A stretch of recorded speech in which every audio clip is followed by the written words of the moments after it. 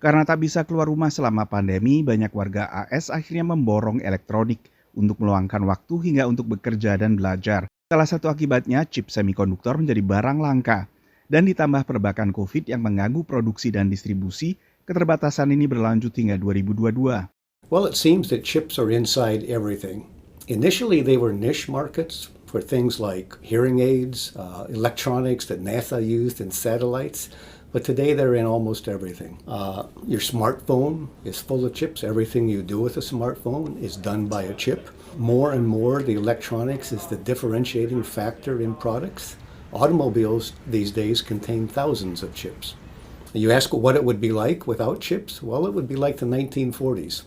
Gangguan rantai pasok global akibat pandemi mengingatkan akan perlunya membangun kapasitas produksi dalam negeri untuk produk strategis seperti semikonduktor. Well, the first thing we need to do is to build more chip manufacturing facilities, and we need to build them in the U.S.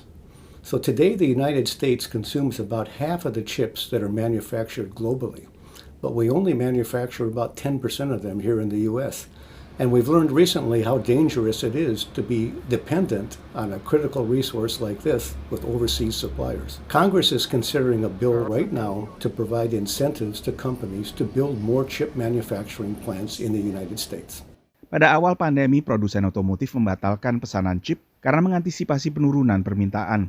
Semikonduktor ini lalu diborong produsen barang elektronik, mulai tablet, laptop, hingga konsol video game. Begitu permintaan akan mobil ternyata meningkat, produsen otomotif akhirnya harus menunggu. So what really happens is basically you can think that the amount of chip making capacity is fixed in the near term, and with consumers demanding so many tablets and computers, the chip makers were producing the high-end chips that go into those products, and that resulted in the chips that the automakers need, which are older generation, very low value chips, essentially going to the back of the production line.